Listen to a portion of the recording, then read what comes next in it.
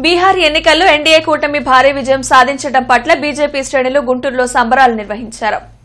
Himani centre, Gandhiji విగ్రహం నుంచి హిందూ కళాశాల కూడలి వరకు జరిగిన ర్యాలీలో పార్టీ నేతలు జూపూడి రంగరాజు, తిరుపతిరావు, స్వరూపారాణి, దర్శనపు శ్రీనివాస్, గంగాధర్, కొక్కెర శ్రీనివాస్ తదితరులు పాల్గొన్నారు. ప్రజలు అభివృద్ధిని కోరుకుంటున్నారు కాబట్టే బీహార్లో భారీ మెజారిటీతో ఎన్డీఏని గెలిపించారని రంగరాజు అన్నారు. ఓటు చోరీ కాంగ్రెస్ పార్టీకే వెన్నతో పెట్టిన విద్య అని, ఎన్నికల విధానంలో సెల్ పెనుమార్పును తీసుకొచ్చిందని చెప్పారు. ఈ సందర్భంగా బాణాసంచా కాల్చి స్వీట్లు పంచారు. ఈరోజు బీహార్లో ఎన్డీఏ కూటమి కాదు, నేషనల్ డెవలప్మెంట్ అలయన్స్, ఇది నేషనల్ డెమోక్రటిక్ అలయన్స్ కాదు. నరేంద్ర మోడీ గారు కలగన్నటువంటిది నేషనల్ డెవలప్మెంట్ అలయన్స్ ఏదైతే ఉన్నదో ఈరోజు భారతదేశంలో ఒక చరిత్ర సృష్టించింది. రాహుల్ గాంధీ గారు మీరు నోరు మూసుకోండి, ఇక మీరు నోరు తెరవద్దు. ఇక మీరు కానీ నోరు తెరిచినట్టయితే, కాంగ్రెస్ పార్టీ నోరు తెరిచినట్టయితే ఇంకా పుట్టగతులు ఉండవు. కాంగ్రెస్ పార్టీ కనుక ఎటువంటి ప్రలాపాలు చేయకుండా ఉంటే భవిష్యత్ అపోజిషన్లోకి వస్తారు. మీరు అపోజిషన్ పార్టీ రికగ్నైజేషన్ కూడా లేకుండా పోయింది మీకు. మేము ఒకటే చెప్తున్నాం, ఏ రాష్ట్రంలో అయినా సరే ఓట్ చోరీ చేసినటువంటి స్వభావం కాంగ్రెస్ పార్టీకి 1951 నుంచి ఉన్నది. అది ఇప్పటికి కాదు, వెనక పెట్టే విద్య ఓట్ చోరీ అనేటువంటిది. బీహార్ రాష్ట్రంలో కానీ, అస్సాంలో కానీ, కాబట్టి వెస్ట్ బెంగాల్లో కానీ సరైనటువంటి ఎలక్షన్ జరగాలంటే ఎస్ఐఆర్ ఈజ్ ఇంపార్టెంట్. తమిళనాడులో ఎస్ఐఆర్ ఈజ్ ఇంపార్టెంట్. ఎస్ఐఆర్ చేశారు కాబట్టి ఈ రోజున అసలు డెమోక్రటిక్ అలయన్స్ బయటకు వచ్చింది. ఎస్ఐఆర్ కనుక లేకపోయినట్టయితే కాంగ్రెస్ పార్టీ చేసే దురాగతం ఏదైతే ఉందో అది తప్పకుండా నెగటివ్ ఆస్పెక్ట్లోకి వెళ్ళి ఉండేది. కాబట్టి ప్రజలు ఎంచుకున్నారు, మాకు డెవలప్మెంట్ రాజకీయాలు కావాలి. కాంగ్రెస్ పార్టీ 65 సంవత్సరాల డెవలప్మెంట్ రాజకీయాలు లేకుండా ఓటు బ్యాంక్ రాజకీయం చేసింది. మోడీ గారు వచ్చిన తర్వాత డెవలప్మెంట్ రాజకీయం, ప్రజలకు డెవలప్మెంట్ రాజకీయం అంటే ఏదో చూపించారు. కాబట్టి ఈ రోజున నితీష్ కుమార్ నాయకత్వంలో బీహార్లో ఎన్డీఏ కూటమి రావడం జరిగింది. ఇప్పటిదాకా చరిత్రలో, బీహార్ చరిత్రలో, బీహార్ రాష్ట్రం ఏర్పడి దాదాపు 70 సంవత్సరాలు అవుతున్నది. 70 సంవత్సరాలు ఇంత ల్యాండ్ స్లైడ్ విక్టరీ ఎప్పుడూ రాలేదు. అసలు ఎంచుకోండి. అసలు కాంగ్రెస్ పార్టీ చేసిన దురాగతాల మూలాన ఈ రోజున భారతదేశంలో సరైనటువంటి చాలా అవసరం. ఒక్కచోటికే కాదు, యావత్ భారతదేశంలో ఇటువంటి ఓట్ల ప్రక్రియ జరిగినట్టయితే అసలైన దేశభక్తులు, అసలైనటువంటి దేశం డెవలప్మెంట్ కాదనుకునే వాళ్ళు ముందుకు వస్తారు. కాబట్టి ఈరోజు నరేంద్ర మోడీ గారి నాయకత్వం, నితీష్ కుమార్ నాయకత్వం, ఎన్డీఏ నాయకత్వం ఈరోజు చూపించింది. మేము కూడా చెప్తున్నాం, ఈ రాష్ట్రం డెవలప్మెంట్ కావాలనేట్టయితే, రాష్ట్ర డెవలప్మెంట్ భాగస్వామ్యం కావాలనుకునేట్టయితే ఎన్డీఏ కూటమి చాలా అవసరం మనం చేస్తున్నాం. తెలంగాణలో ఓడిపోయినాం. ఎందుకు ఓడిపోయినాం? దానికి కారణం ఏమిటి? ఈరోజు ఉండేటువంటి తెలంగాణ ఉండే ప్రభుత్వం ఏదైతే ఉన్నదో ఆ ప్రభుత్వం సరైనటువంటి ఆచరణ చేయలేదు, సరైన ప్రతిపత్తి చేయలేదు. ఈ రోజున రేవంత్ రెడ్డి గారు నేను గెలిచాను అంటున్నాడు. నువ్వు గెలవలేదు మహాప్రభు, నేను గెలిపించింది లోకల్గా ఉండేటువంటి వాళ్ళు. కొన్ని పార్టీలు క్రాస్ ఓటింగ్ చేసినాయి, గుర్తుపెట్టుకోవాలని కోరుతున్నాను. క్రాస్ ఓటింగ్ గెలిచావు కానీ ఇండివిజువల్గా మాత్రం గెలిచేటువంటి సాహసం చేయలేదు నువ్వు. అసలు అనాలిసిస్ కనపడుతున్నది. కాబట్టి మేము ఒకటే చెప్తున్నాం, భారతదేశ ప్రజలందరూ కూడా ఈ రోజున డెవలప్మెంట్ వృత్తి రాజకీయాలు కోరుతున్నారు. ఇంకోటి చెప్తున్నాం, ఇంకోటి చిన్న విషయం కూడా చెప్తున్నాం.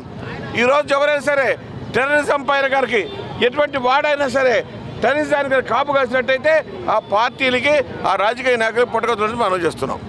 ఈరోజు బీహార్లో సుస్థిర పాలనకు ప్రజలు పట్టం కట్టారు. ఎక్కడైతే అభివృద్ధి ఉంటుందో అక్కడే ప్రజలు ఆ యొక్క ప్రభుత్వాన్ని విశ్వసిస్తారు. అదే ఈ యొక్క నరేంద్ర మోడీ గారి పరిపాలన. భారతదేశంలో ఏ రాష్ట్రంలో చూసినా కానీ అభివృద్ధి ఒక చేత్తో, అలాగే సంక్షేమం ఒక చేత్తో. ఈ యొక్క రెండు ఉన్నప్పుడు మాత్రమే ప్రజలు ఏ ప్రభుత్వాన్నైనా విశ్వసిస్తారు. అందులో భాగంగానే ఈరోజు బీహార్లో ఒక సువర్ణ అధ్యాయం, అంటే ఇది 4వసారి ఎన్డీఏ ప్రభుత్వం రావటం. అక్కడ ఏదైతే ఈ కాంగ్రెస్ వాళ్ళు అనేకమైన విమర్శలు చేశారు, ఓట్ చోరీ ఓట్ చోరీ ఓట్ చోరీ అని. ఓట్ చోరీ ఎక్కడుందండి? మేము ఓట్ చోరీ చేయాలనుకుంటే ఈరోజు జూబ్లీ హిల్స్లో ఎవరు గెలిచారు? కాంగ్రెస్ వాళ్ళు గెలిచారు. మేము ఓట్ చోరీ చేయాలనుకుంటే జూబ్లీ హిల్స్లో చేయలేమా? కర్ణాటకలో చేయలేమా? హిమాచల్ ప్రదేశ్లో చేయలేమా? కానీ పొరపాటును కూడా నరేంద్ర మోడీ అనే వ్యక్తి తప్పు చేయడు. భారతదేశాన్ని ఏకధాటిగా నడిపిస్తున్నటువంటి వ్యక్తి కాదు, అతను ఒక శక్తి.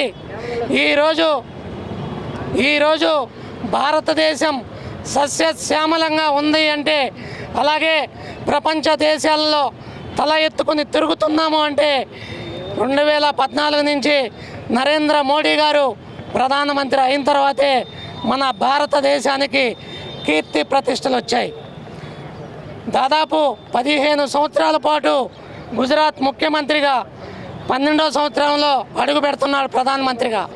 ఇంకా 20 సంవత్సరాల పాటు భారతదేశంలో భారతీయ జనతా పార్టీ ప్రభుత్వం ఉంటుంది. అలాగే అనేక రాష్ట్రాల్లో విజయదుందుభి మోగిస్తుంది.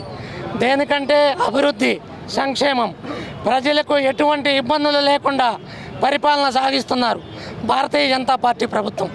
కాబట్టే ఈరోజు మేము భారతీయ జనతా పార్టీ ఎన్డీఏ కూటమి బీహార్లో అత్యధిక మెజార్టీతో గెలవగలిగాం. 90% స్ట్రైక్ రేట్. అంటే ఒక్కసారి కాంగ్రెస్ వాళ్ళు అర్థం చేసుకోవాలి, ఈ కోహనా కమ్యూనిస్టులు అర్థం చేసుకోవాలి. ఏదైతే మతతత్వం అంటున్నారు, మతతత్వాన్ని రెచ్చగొట్టేది మీరు. భారతీయ జనతా పార్టీ అభివృద్ధిని కోరుకుంటుంది, ఈ దేశ ప్రజల సంక్షేమాన్ని కోరుకుంటుంది, పేద ప్రజల సంక్షేమాన్ని కోరుకుంటుంది. కాబట్టే ఈరోజు భారతీయ జనతా పార్టీ ఎన్డీఏ కూటమి బీహార్లో విజయదుందుభి మోగించింది. రేపు కలకత్తా, పశ్చిమ బెంగాల్లో కూడా విజయదుందుభి మోగిపోతున్నాం. కాబట్టి ఇప్పటికైనా ప్రతిపక్షాలు తెలుసుకోవాలి, విమర్శలు చేసేటప్పుడు సరైనటువంటి విమర్శలు చేయండి. మా వల్ల తప్పులుంటే ఇది తప్పు ఉందని చెప్పండి, అంతేగాని మీకు విమర్శించడానికి ఏది లేదు కాబట్టి కొద్దిసేపు మతత్వాన్ని రెచ్చగొడతారు, కాసేపు ఓటు చోరీ అంటారు. ఎంతవరకు న్యాయమో మీరే అర్థం చేసుకోండి. ప్రజలు మిమ్మల్ని చీకొట్టారు, మిమ్మల్ని ఎక్కడా కూడా అధికారానికి దరి చేరనివ్వరు. ప్రజలు అర్థం చేసుకున్నారు. బీహార్లో లల్లూ ప్రసాద్ యాదవ్ గారు ముఖ్యమంత్రిగా ఉండగా ఎలా ఉన్నదండి పరిపాలన? ఒక అటవిక రాజ్యం నడిపాడు. ఎక్కడ చూసినా దొంగతనాలు, దోపిడీలు, కాల్పులు జరిగేవి. ఈరోజు బీహార్ ఎలా ఉంది? నితీష్ కుమార్ ముఖ్యమంత్రి అయిన తర్వాత ఎన్డీఏ ప్రభుత్వం ప్రజారంజక పాలన అందిస్తుంది. కాబట్టి ప్రజలు మాకు పట్టం కట్టారు, మేము ప్రజల పక్షానే ఉంటాం. ఎప్పుడు ప్రజలకు ఎటువంటి ఇబ్బందులు పెట్టం, ఎవరిని మతం వారీగా విభజించం. అందరూ కలిసి ఉన్నప్పుడే దేశం అభివృద్ధి చెందుతుంది. కాబట్టి అందరికి కూడా, బీహార్ ప్రజలకి, దేశ ప్రజలకి అందరికి కూడా శుభాకాంక్షలు తెలియజేస్తూ